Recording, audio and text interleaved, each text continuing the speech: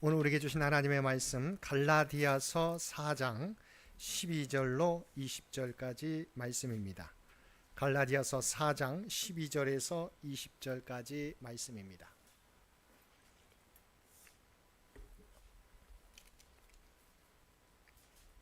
우리 주신 말씀 갈라디아서 4장 12절에서 20절까지 우리 한 절씩 교독합니다. 형제들아, 내가 너희와 같이 되었은즉 너희도 나와 같이 되기를 구하노라. 너희가 내게 해롭게 하지 아니하였느니라.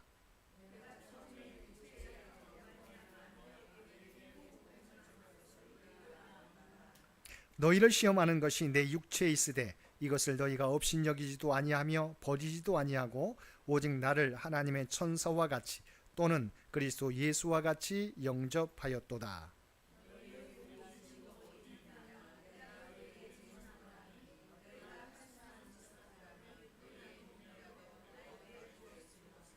그런즉 내가 너희에게 참된 말을 함으로 원수가 되었느냐?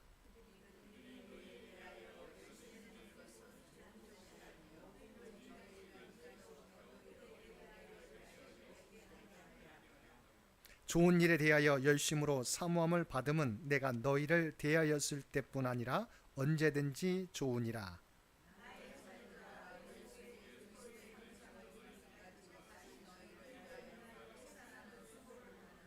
함께 읽겠습니다. 내가 이제라도 너희와 함께 있어 내 언성을 높이려 함은 너희에 대하여 의혹이 있음이라. 아멘. 오늘도 복된 날 주님 전에 나왔던 각자의 삶의 초소에서 마음을 다하여 예배드리는 우리 모든 성도들 가운데 하나님의 놀라운 은혜가 언제나 함께하여 주시기를 주님의 이름으로 간절히 축원드립니다. 우리는 앞에서 갈라디아 교인들이 하나님의 복음을 통해서 하나님의 백성이 되었지만 다시 율법의 종의 길을 걷는 것을 바울이 안타까우면서 돌이키라고 권면했었던 모습을 우리가 살펴보았습니다. 오늘 말씀은 그 전에 복음을 전하게 될 때 갈라디아 교회가 보여주었던 그 사랑을 먼저 회상시킵니다. 너희가 복음을 전하게 될 때 나이가 어떠한 사랑을 보여주었는지를 회상시킵니다. 그런데 거짓 율법 교사로부터 그들이 잘못 인도함을 받아 지금 잘못된 방향을 향하여 나아가고 있음을 지적합니다. 그럼 결론은 무엇입니까?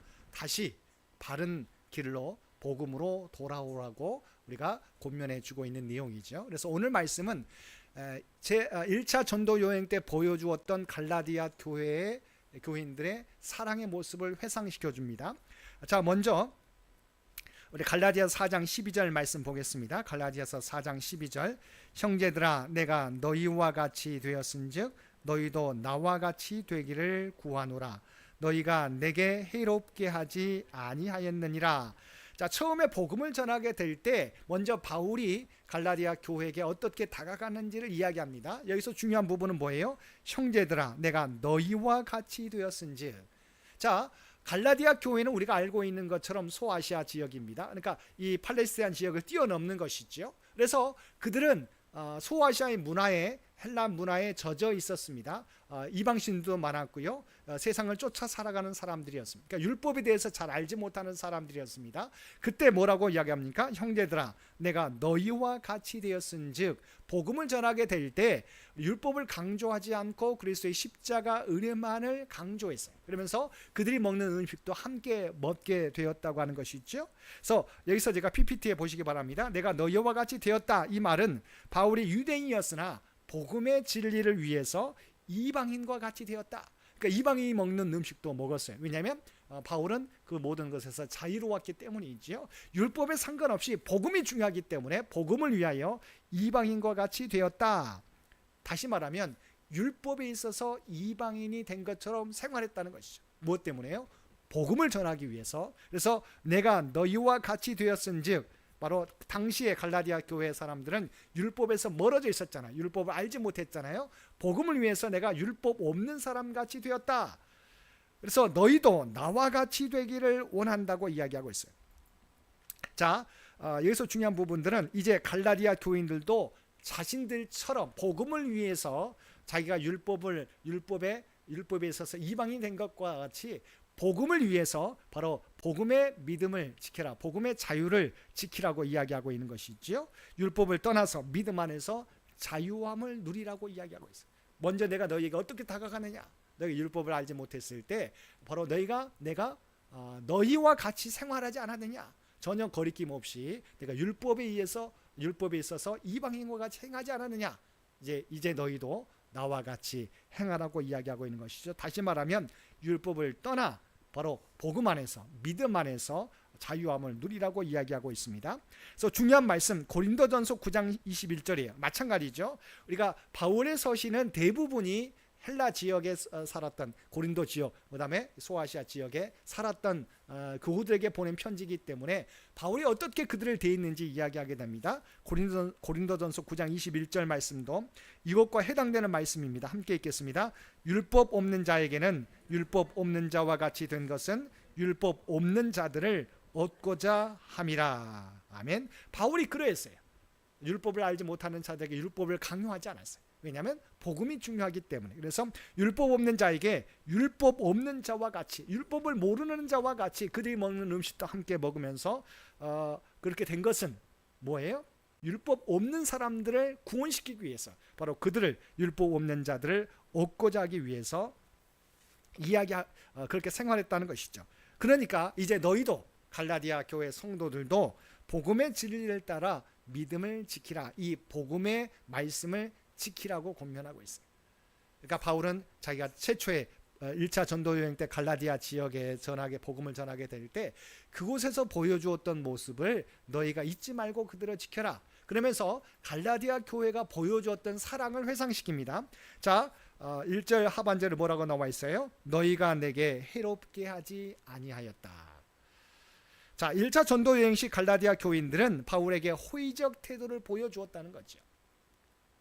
바울이 좀 이따 살펴보겠지만 바울이 복음을 전하게 될 때 그들은, 갈라디아 교회 성도들은 바울을 호의적으로 대해 주어서 복음을 받아들이고 교회 공동체를 세우게 되었다고 하는 것이죠.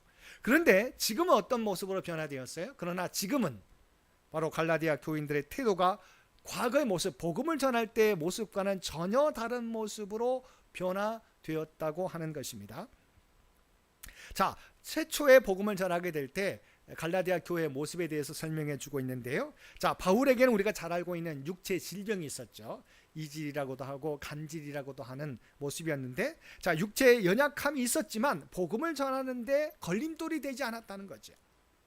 그러니까 우리가 말하면 복음을 전하는데 우리가 여러 가지 질병이 있어요. 그러면 이렇게 생각할 수 있잖아요. 아니, 하나님의 복음을 전하는데 어떻게 능력이 없어서 병을 가지고 저렇게 할 수 있나? 저 사람은 능력이 없는 종인가 보다라고 그 사람의 말을 무시할 수 있잖아요. 그런데 그들은 그렇지 않았다고 하는 것이죠. 육체 연약감을 갖고 있지만 바울이 얼마나 열심히 복음을 전했던지, 야, 저 사람은 육신의 연약함을 안고 있음에도 불구하고 복음을 저렇게 열심히 전하니 우리가 그 사람의 말을 기울여 드려야 되겠다라고 그들이 좋게 받아들였다는 것이죠. 바울에게 있는 육체의 연약함이 복음 전파의 걸림돌이 되지 않았다. 자, 그 내용입니다. 13절에서 14절 말씀 함께 읽겠습니다. 내가 처음에 육체의 약함으로 말미암아 너희에게 복음을 전한 것을 너희가 아는 바라. 너희를 시험하는 것이 내 육체에 있으되 이것을 너희가 업신여기지도 아니하며 버리지도 아니하고 오직 나를 하나님의 천사와 같이 또는 그리스도 예수와 같이 영접하였도다. 얼마나 놀라운 은혜입니까? 연약함을 갖고 있지만 복음을 전하게 되었을 때 그 연약함을 핑계로 거부하지 않았어요. 도리어 바로 복음을 가지고 온 이 바울에 대해서 어떻게 해요? 하나님의 천사와 같이, 예수 그리스도와 같이 그들을 대하며 영접해 주었다고 하는 것이죠. 바울에게 있는 질병에도 불구하고 바울을 업신여기지 아니했다고 하는 것이죠. 당시에는 우리 유대인들도 있었지 않습니까? 유대인들의 생각은 일반적으로, 자, 질병은 하나님께서 하나님의 징벌로 인한 결과다라고 많이 생각했습니다. 인과응보처럼. 그래서 질병에 걸렸다, 그러니까 우리가 말하는 날 때부터 걷지 못하는 자나 날 때부터 보지 못하는 자나 문둥병에 걸린 사람들을 향해서 우리가 그랬잖아요. 이게 이 사람의 죄 때문입니까? 이 아버지의 부모의 죄 때문입니까? 라고 물을 정도로. 왜냐하면 날 때부터 이렇게 태어났으니까 낳을 때부터 태어났다고 한다면 이 사람이 원래부터 죄인인가, 아니면 그 부모의 죄 때문에 이렇게 이런 병을 갖고 있는가, 이런 질병을, 이런 연약함을, 이런 장애를 갖고 있는가라고 물을 정도예요. 그러니까 일반적인 유대인의 생각은 징벌에 대해서는, 우리가 여러 가지 질병에 대해서는 하나님의 징벌의 결과다라고 생각했다는 것이죠. 그렇지만 갈라디아 사람들은 바울이 갖고 있는, 그러니까 바울이 복음을 전하면서 아마 드러냈던 것 같아요. 왜냐하면 그것을 알고 있기 때문이죠. 그래서 드러냈음에도 불구하고, 야, 어떻게 복음을 전하는 사람이 이런 질병을 가졌느냐, 이런 연약함을 가질 수 있느냐, 이건 하나님의 징벌을 받은 사람이 여겨지게 되면 복음의 능력이 나타나지 않게 되잖아요. 전파하는 사람의 신뢰를 얻지 못하기 때문에. 그렇지만 그런 연약함이 있더라도 갈라디아 교회 성도들은 바로 그 사람의, 바울의 진심 또한 열심을 받아들이고 하나님의 말씀을 받아들이게 되었고, 뿐만 아니라 뭐라고요? 방금 말했던 것처럼 하나님의 천사와 같이, 또한 예수 그리스도와 같이, 그리스도 예수와 같이 영접했다라고 하는 것이죠. 얼마만큼 그 당시에, 그러니까 최초의 복음을 전하게 될 때 갈라디아 교회 성도들의 어떤 인격이나 모습이 얼마나 우리가 관대해 있는지, 호의적이었는지를 우리가 알 수 있는 것이죠. 여기에 그치지 않아요. 갈라디아 교회의 믿음들은, 갈라디아 교회 성도들의 믿음은 그때 복음을 전하는 바울을 받아들였을 뿐만 아니라 자기의 생명을 바울을 위해서 내어줄 정도의 뜨거운 사랑을 갖고 있었다. 자, 15절 말씀입니다. 너희의 복이 지금 어디 있느냐? 내가 너희에게 증언하노니 너희가 할 수만 있었더라면 너희의 눈이라도 빼어 나에게 주었으리라. 자, 그러면 우리 이 말을 통해서 우리가 상상해 볼 수 있잖아. 아, 갈라디아 교회가 처음에 복음을 전했던 바울에 대해서 어떤 마음을 가졌는지, 호의적이었을 뿐만 아니라 모든 질병에 대해서 관대했었고, 바로 하나님의 천사와 같이 예수 그리스도를 영접하는 것 같이 했어요. 뿐만 아니라 이 바울이라고 한다면 자기의 눈이라도 빼줄 정도의 그런 호의를 보여주었다. 그러니까 그만큼 우리가 복음을 1차 전도 여행 당시에 갈라디아 교회 성도들과 바울의 관계, 또한 복음의 관계는 어떠했는지를 우리가 알 수 있죠. 그만큼 바울과 갈라디아 교회 성도들은 호의적이었다. 그 다음에 아주 좋은 관계, 복음을 그대로 받아들이는 그러한 믿음의 사람들이었다는 거죠. 자, 이와 같은 말이 다른 사람을 대해서도 바울이 이렇게 말한 적이 있습니다. 로마 교회에 보낸 편지 로마서 16장 3절과 4절에 이와 같은 태도를 보이는 사람이 있었습니다. 함께 읽겠습니다. 너희가 그리스도 예수 안에서 나의 동역자들인 브리스가와 아굴라에게 문안하라. 그들은 내 목숨을 위하여 자기들의 목까지도 내놓았나니 나뿐 아니라 이방인의 모든 교회도 그들에게 감사하느니라. 아멘.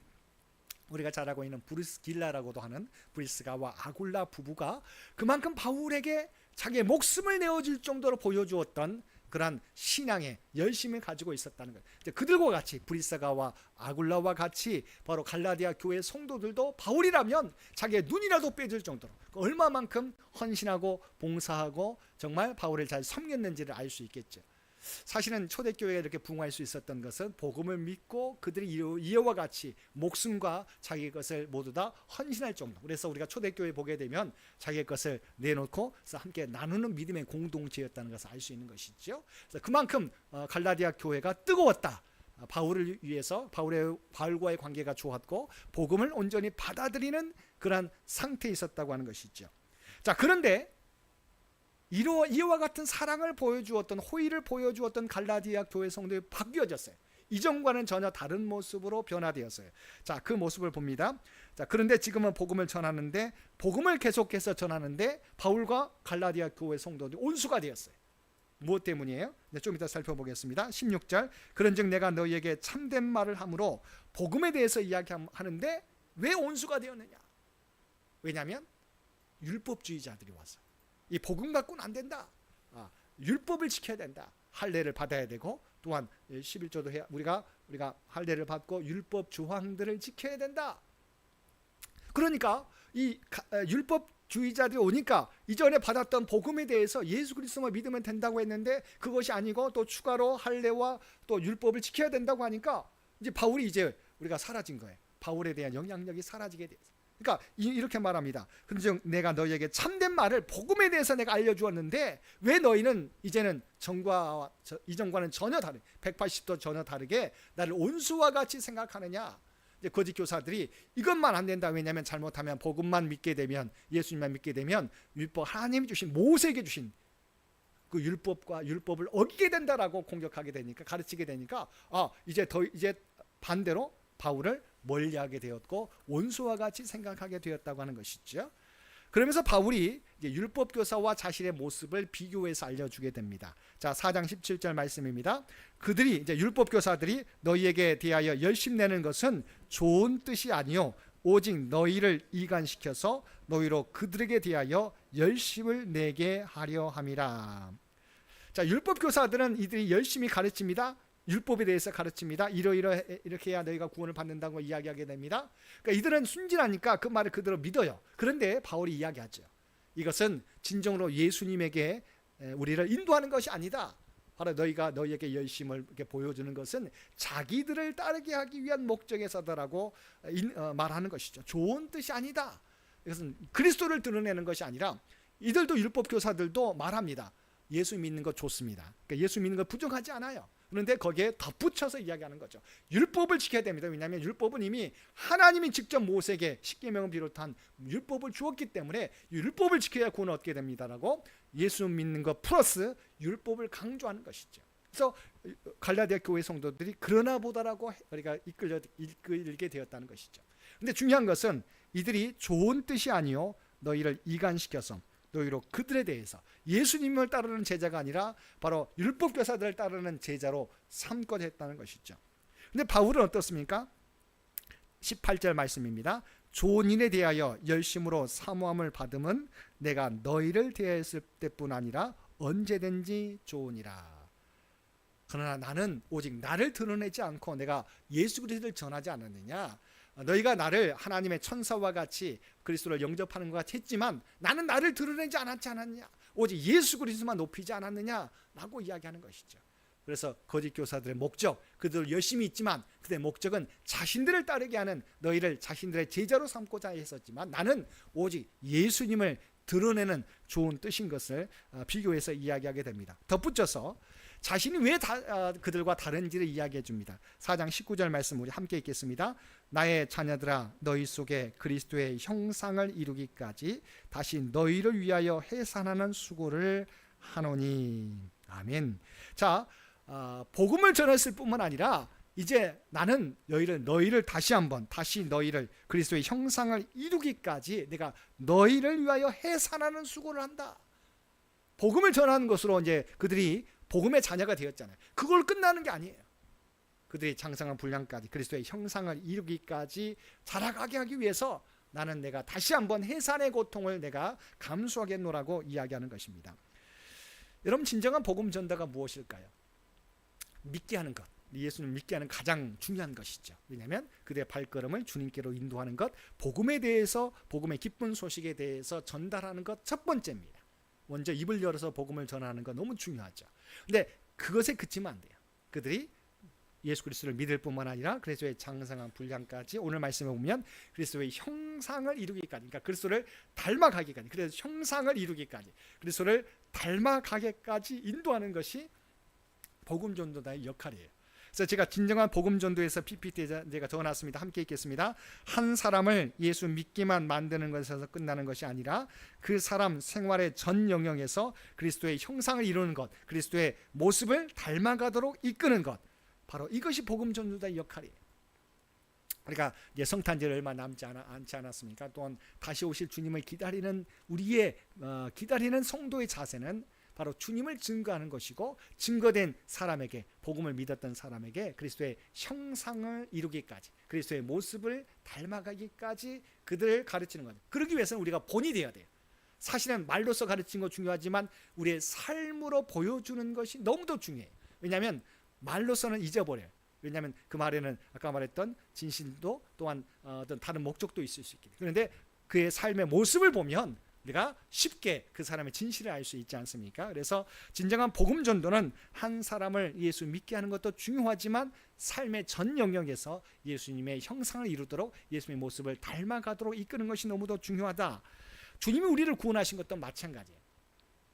믿음의 성장이 있어야 돼요. 우리가 수십 년씩 믿다 보면 익숙하게 되죠. 교회 생활에 대해서 익숙하게 됩니다. 근데 익숙하는 것도 신앙생활을 편리하죠. 왜냐하면 어떻게 생활해야 되는지 교회의 어떤 절기나 전체적인 흐름들을 알고 준비하는 것도 너무도 중요한데, 우리가 사실은 그것도 우리가 그리스도 교회에 대해서 익숙하는 것도 중요하지만 더 중요한 것은 그리스도의 모습을 닮아가는 것이 너무도 중요해요. 우리의 삶 가운데 그리스도의 향기가 드러나도록 해야 된다는 것이죠. 그래서 그리스도의 영광스러운 형상을 담게 하는 것이 진정한 복음 전도의 끝이다. 주님 다시 오실 때까지 나도 성장해야 되겠고 복음을 전하는 사람도 성장하도록 그리스도의 모습을 닮아가도록. 그래서 우리가 이것을 이제 신학적으로 보게 되면, 그러니까 그리스도를 믿는 것은 칭의, 그러니까 의롭게 인정하는 것. 그다음에 우리가 주님의 모습을 닮아가는 것을 뭐라고 합니까? 칭의에서 우리가 성화의 과정이죠. 성화, 그리스도의 모습을 닮아가는, 거룩함을 닮아가는 것. 마지막 단계, 이것을 이루지 못한 우리 예수님께서 재림하실 때 이루게 되는 것, 영화의 단계. 그리스도의 모습을 완전하게 닮아가는 것이죠. 그러니까 성화의 과정을 우리가 받고 있어요. 모두가 예수님을 믿게 되면 이제 칭의에서 이제 주님 오실 때까지, 또한 내 생명을 다할 때까지 성화의 과정, 거룩해지는 과정. 쉽게 말하면 예수님 모습을 닮아가는 과정 속에 있다. 저와 여러분은 지금 성화의 과정 속에 있는 것이죠. 근데 어떤 분은 그냥 칭의의 관계에 그냥 머물러 있을 때가 있어요. 기독교에 대해서는 익숙하지만 모습은 예전 모습과 똑같이 생활하는 분들이 많이 있다는 것이죠. 자, 우리는 이 목표를 가지고 살아가야 돼요. 나는 수십 년 믿었으니까 내가 봉사도 하고 헌신도 하고 너무도 좋은 것이죠. 필요한 때 우리가 주님의 몸된 교회를 위해서, 하나님 나라를 위해서 내가 그때 일하고 봉사하고 헌신하는 건 너무도 중요해요. 그런데 더 중요한 건 뭐예요? 예수님의 모습을 닮아가는 것이 바로 우리의 믿음의 방향이어야 된다는 것이죠. 지금 우리가 성화의 과정 속에 있다.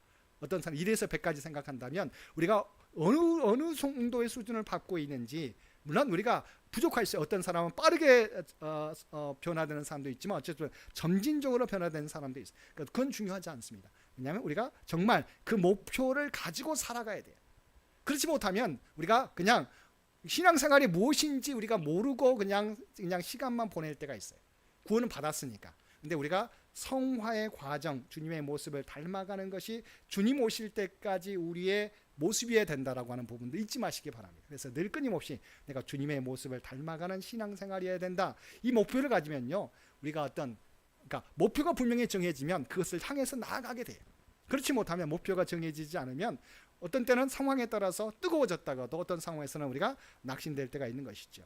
그 가운데서도 목표가 있으면 그 가운데서도 다시 내 방향을 새롭게 할 수 있다고 하는 부분 잊지 마시기를 바랍니다.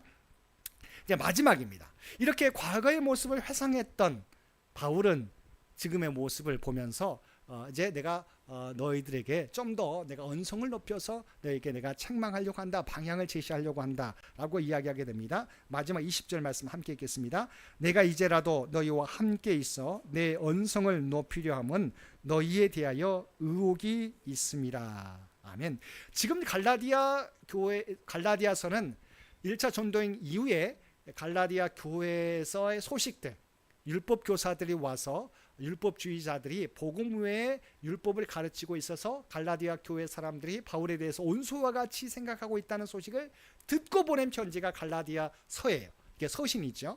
그러니까 아직은 1차 전도 여행 갔다가 그곳을 다시 가지 못하고 소식을 들은 내용을 가지고 2차 전도 여행 중에 갈라디아 교회에 보낸 거예요. 그래서 내가 들은 소문으로는 너희에게 이런 의혹이 있다. 근데 내가 직접 가지 못해서 사실은 잘 알지 못하지만 너희에게 이런 의혹이 있다는 것을 내가 들었다. 그러니까 내가 가지 못했기 때문에 들은 말로서는 내가 참 안타까운 부분이 있다라고 이야기하는 것이죠. 너희에 대해 의혹이 있다. 그래서 이 부분에 대해서는 두 가지 이제 해석이 있습니다. 그래서 너희에 대한 의심이 있다라고 하는 것은 사실은 너희에 대해서 확실히 아는 바는 없다. 왜냐하면 내가 직접 본 게 아니니까. 그렇지만 내가 사람들을 통해서 듣는 내용으로는 너희가 변화되었다고 하는 부분들, 특별히 율법 교사들의 영향을 받고 있다는 것이 내 마음에 걸리고 있다라고 하는 것이죠. 그래서 갈라디아 교회인들의 상태를 구체적으로 알지 못해서 안타까워하는 바울의 고민이에요. 듣긴 들었지만 내가 이것을 거의 더 50% 이상 내가 이 소식에 대해서 사실은 그렇게 여기고 있지만, 그러나 내가 너희를 직접 만나봐야 되겠다. 왜냐하면 너희가 보여주었던 그 사랑과 호의가 너무도 컸기 때문에 바울로서는 엄청난 상처가 되었던 것이죠. 안타까움이 되었던 것이죠. 여기에 대한 반응이 사실은 이게 개역 한글과 개역 개정의 좀 내용이 좀 번역이 많이 바뀌었어요. 그래서 이 부분은 제가 그래서 설명을 두 개가 적어놨는데요. 자, 너희와 함께해서 내 언성을 높이려 한다. 이렇게 우리 지금 개역 개정에는 되어 있는데 그 전에는 음성을 변하려 한다. 좀 유화적으로 했어요. 표현 자체가 음성을 변하려 한다. 음성을 변한다고 하는 것은 두 가지 의미가 있어. 톤을 높인다든가 톤 다운시킨다든가 두 가지 의미가 함께 있는데 개역 개정에는 언성을 높이는 걸로 이제 톤을 업을 하는 거죠. 톤 업을 시키는 것을 의미하는 것이죠. 언성을 높이려 한다. 그래서 과거의 주석에 보게 되면 두 가지로 설명이 됩니다. 그러니까 첫 번째 오늘 번역 우리가 개역 개정으로 보았을 때 첫 번째 의견입니다. 갈라디아 교인들이 믿음에 있어서 잘못 되어가고 있기 때문에 이제 언성을 높이려 한다. 이렇게 이해할 수 있는 것이죠. 언성을 높인다는 것은 분명히 잘못되었다는 부분들에 대해서 내가 좀 더 좀 강하게 내가 너희에게 어필하려고 한다. 두 번째는 지금 이렇게 우리가 잘못되었다. 너희가 왜 하나님의 자녀였다가 왜 율법의 종이 되느냐고 우리가 책망했었던 부분 앞에서 살펴보았잖아요. 그런데 이 부분을 내가 이제 톤을 좀 죽이고 다시 온유한 마음으로 내게 전하려고 한다. 왜냐하면 내가 듣는 것으로는 내가 확실하지 않기 때문에 내가 들어서 좀 안타까워서 내게 이렇게 이야기했었지만 내가 이제 다시 부드러운 마음으로 너희의 사랑을 기억하고 부드럽게 대하려고 한다라고 이해할 수도 있기 때문이죠. 그래서 두 번째 해석은 갈라디아 교인들의 율법주의적인 생활을 꾸짖었던 바울의 엄격하고 강직한 태도를 온유한 태도로 바꾸겠다는 의미. 그러니까 이게 과거의 음성을 변하려 한다라고 하는 해석에 대한 어떤 이해, 해석이었습니다. 그래서 거기에 주석에 보면 이렇게 강력하게 했다가 다시 이것을 온화하게 내가 하려고 한다라고 해석하는 주석이 있는가 하면 오늘의 개역 개정에서는 아니다. 이제는 내가 너의 잘못된 모습에 대해서 좀 강하게 좀 더 어필하려고 한다라고 하는 그런 부분으로 이제 번역을 바꿨어요. 내 언성을 높이려 한다. 이렇게 어찌됐건 두 가지 의미에서 바울은 그 갈라디아 교회가 보여주었던 사랑, 호의에 대해서 기억하면서 안타까운 마음이 있는 거죠. 정말 눈이라도 빼주려고 했었던 너희, 내 모든 연약함에도 불구하고 나를 다 하나님의 천사와 같이 또한 그리스도 예수와 같이 영접했던 너희가 이제는 왜 나를 온수와 같이 대하느냐? 바로 율법 교사들 때문이 아니냐? 그렇지만 너희가 복음의 자유함을 누리라고 이야기하고 있는 것이죠. 사실 우리의 모습을 한번 돌아보시기 바랍니다. 우리의 모습과 대비해 보면 어떻습니까?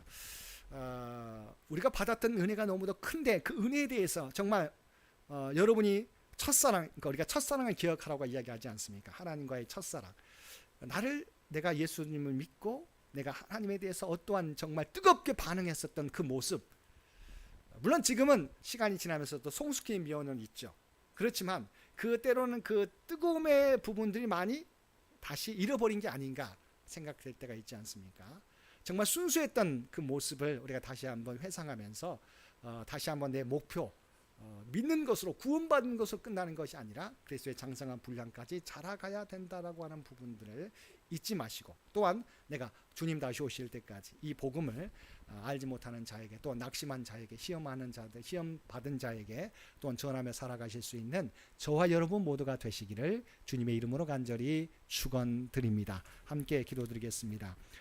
사랑과 은혜가 충만하신 아버지 하나님, 오늘 말씀을 통해서 우리의 신앙의 모습을 돌아봅니다. 아버지 하나님, 우리에게 베풀어 주신 하나님의 놀라운 은혜에도 불구하고 우리의 첫사랑을 잃어버리지 않았는가 돌이켜봅니다. 아버지 하나님, 다시금 주님의 십자가를 바라보고 우리를 향해서 베풀어 주신 놀라운 은혜에 합당하게 살아가는 우리 모두가 되게 하여 주옵소서. 또한 신앙의 목적이 구원받은 것에 멈추지 않게 도와주시옵시고 그리스도의 장성한 분량까지, 그리스도의 형상을 이루는 데까지, 그리스도의 모습을 닮아가는 데까지 자라가는 우리 모두가 되게 하여 주옵소서. 또한 주님 다시 오실 때까지 아직도 주님을 알지 못하는 자들, 아직도 어둠 속에 헤매이고 있는 많은 사람들, 또한 시험 들어서 낙심에 주저앉아 있는 사람들에게 생명의 복음, 진리의 복음을 전하며 살아갈 수 있는 우리 모두가 되게 하여 주옵소서. 혹여 또한 우리를 미혹하는 사람들의 미혹에 넘어지지 않도록 우리를 말씀 가운데 온전히 설 수 있도록 성령께서 친히 우리 가운데 함께하여 주옵소서. 이 모든 간구 우리를 구원하여 주신 예수님의 이름으로 간절히 기도드리옵나이다. 아멘. 우리 다 함께 찬송